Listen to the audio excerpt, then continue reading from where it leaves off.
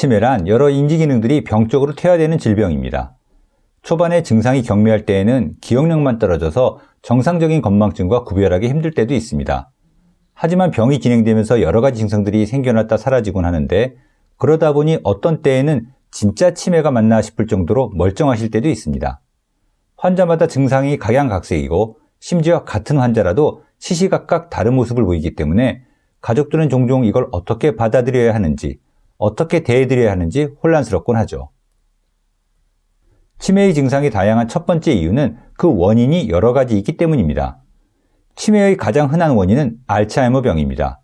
그래서 흔히 치매에 관한 얘기들은 대부분 알츠하이머병을 기준으로 설명됩니다. 이 영상에서도 마찬가지로 그냥 치매라고 말할 땐 알츠하이머병을 말하는 것으로 이에 대해서는 앞으로 자세히 말씀드리겠습니다. 두 번째로 흔한 것은 혈관성 치매인데, 뇌경색이나 뇌출혈 같은 뇌졸중, 한의학 용어로 중풍 때문에 치매가 온 경우입니다. 뇌의 어느 부위에 뇌졸중이 발생하느냐에 따라 증상이 달라지는데, 우리가 가장 흔히 보는 경우는 운동 피질이 손상되어 한쪽 팔다리가 마비된 모습입니다. 만약 기억력과 인지 기능을 담당하는 뇌 부위에 뇌졸중이 온다면 당연히 그쪽 기능이 떨어지겠죠. 이것이 바로 혈관성 치매입니다. 이 경우는 치료 방법과 진행 과정이 알츠하이머병과 많이 다르기 때문에 이 둘을 구분하기 위해서라도 치매 환자는 뇌 MRI를 찍는 것이 필수적입니다. 그 외에도 루이치 치매, 파킨슨 치매, 그리고 전두축두 치매 같은 다양한 원인들이 있는데 일반적인 경우는 아니기 때문에 여기서는 더 자세히 말씀드리진 않겠습니다. 치매 증상이 다양한 두 번째 이유는 점점 병이 진행되기 때문입니다. 그림에서와 같이 시간이 갈수록 침범맞는 뇌 영역이 점차 넓어져 가는데, 뇌는 각 부위마다 담당하는 기능이 다르기 때문에 손상되는 뇌 부위가 어디냐에 따라 증상들도 달라집니다. 그래서 처음엔 기억만 깜빡거리지 생활에 큰 문제는 없었는데 차츰 의심하고 화내고 이상한 행동을 보이기 시작하더니 시간이 더 지나면 밤낮 구분이 없어지면서 대소변도 못 가리시게 되는 겁니다. MRI 사진을 보시면 치매 환자의 뇌가 시간이 지나면서 점점 파괴되어 쪼그라드는 모습을 확인할 수 있습니다. 치매, 즉 알츠하이머병의 진행 과정을 구체적으로 나눠보면 우선 전반적인 기능 수준은 검은 그래프처럼 시간이 갈수록 점점 밑으로 떨어집니다. 초반의 최경도 상태에서는 기억력이 떨어지는 것 같은 인지감퇴만 보이다가 경도, 그러니까 초기 치매에 이르면 일상생활에 지장을 줄 정도로 인지기능이 저하됩니다. 중등도의 중기 치매가 되면 감정 기복이 심해져 쉽게 화를 내고 의심을 하는 등 행동 증상이 심해지다가 고도의 말기 치매에 이르면 뇌신경의 각종 기능들이 떨어져 대소변을 조절하지 못하고 걸음걸이, 수저질조차 불편해집니다.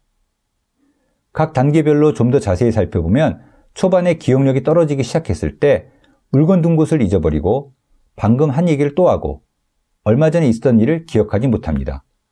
하지만 앞서 말씀드린 대로 본인은 자신이 기억 못하는 내용 자체를 전혀 인식하지 못하기 때문에 기억력이 떨어졌다는 걸 느끼지 못하고 가족들 역시도 가끔 보이는 이런 모습을 대수롭지 않게 여깁니다.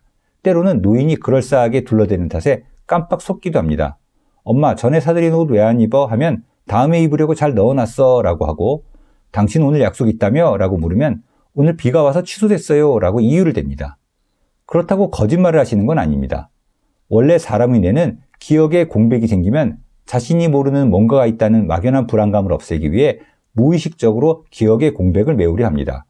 이건 정상인에서도 흔히 관찰되는 현상인데 치매 노인들은 이런 모습이 눈에 띄게 두드러집니다. 이런 증상을 이야기를 지어낸다는 뜻으로 작화증이라고 부릅니다. 또한 기억력 저하를 빨리 캐치해내기 힘든 이유 중 하나는 오래된 기억은 의외로 멀쩡하게 기억하기 때문입니다. 기억력이 전과 같지 않다는 걸 느낀 가족은 기억력이 얼마나 떨어졌나 싶어 질문을 합니다. 엄마, 작년에 우리 제주도 놀러 갔던 거 기억나? 하면 아이고, 내가 그걸 왜 기억 못할까봐 김서방이랑 다 같이 갔었잖아 라며 정확하게 기억해내십니다. 이렇게 되는 이유도 뇌의 기능에 숨어 있습니다. 상식적으로 생각해보면 오래된 일들을 먼저 잊어버릴 것 같은데 실제로는 그 반대입니다. 기억은 오래된 것일수록 잘 잊어버리지 않습니다. 이미 머릿속에 콱 박혀 있으니까요.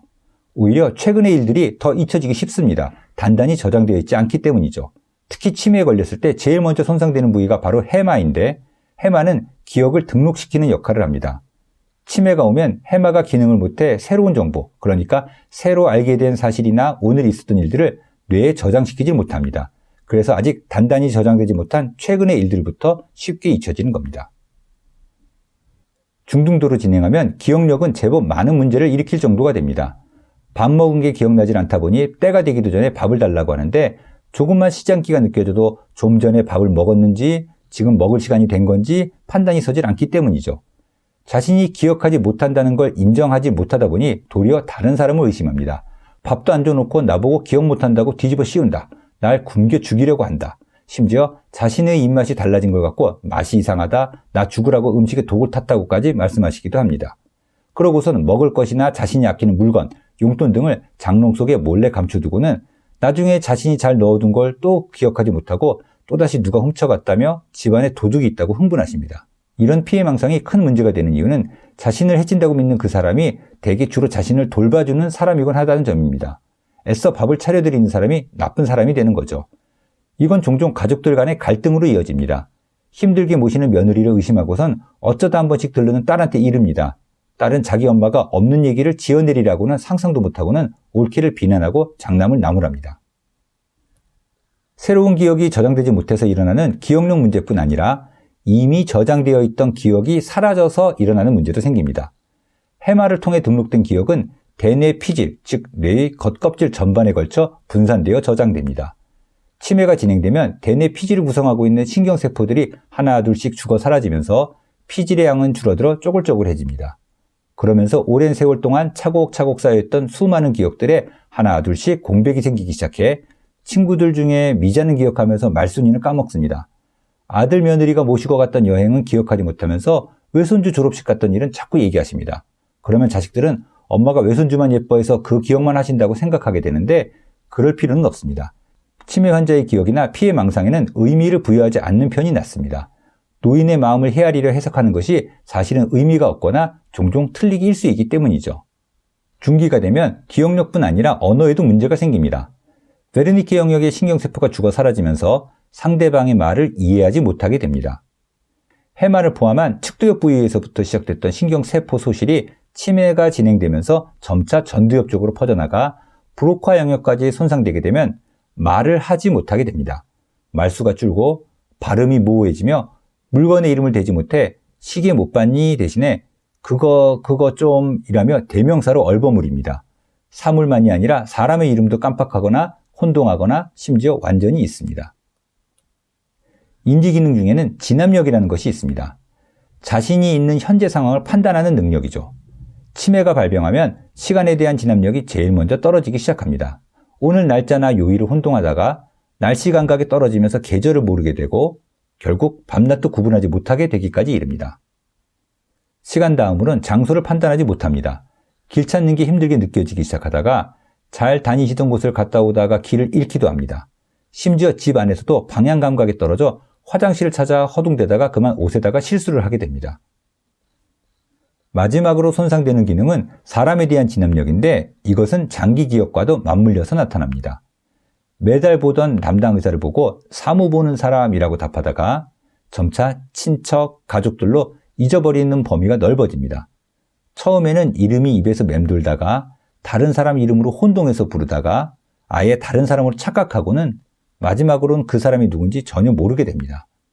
예를 들어 아들을 남편으로 착각하고 나는데 치매 환자의 뇌에는 최근 1-20년간의 기억이 사라졌기 때문에 20년 전에 남편 얼굴을 닮은 아들을 보고 그러니까 50살의 아들을 50살 때의 남편으로 오해를 하는 것입니다. 이때 할머니는 지금 나이가 몇이신데요? 하고 물으면 나 이제 50됐지 라고 대답하시죠. 그리고 마침내 어느 날 문득 딸한테 존댓말을 하고는 눈빛은 마치 누구인지 잘 모르겠다는 듯 불안해 보입니다. 중기를 넘어 말기에 이르면 자기 이름이 뭔지 자신이 누구인지조차 모르게 됩니다. 치매가 오면서 잃어버리게 되는 또 다른 인지기능은 바로 행동입니다. 지금까지 해오던 일상적인 활동들을 더 이상 못하게 되는 것이죠.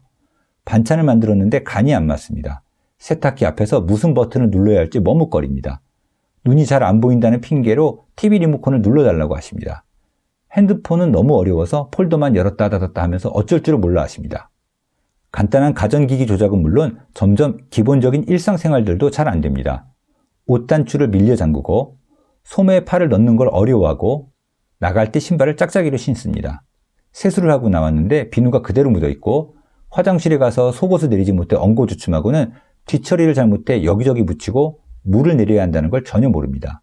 젓가락질을 못해 숟가락으로만 밥을 먹으려 하게 되는데 이 정도 상태가 되면 말기의 신경 증상 단계로까지 진행했다고 봐야 합니다. 치매의 말기는 신경학적 증상이 나타나는 시기라고 말할 수 있는데 감각과 움직임 그리고 자율신경 등의 문제가 발생해 기본적인 생명 기능조차 스스로 유지하지 못하는 상태입니다.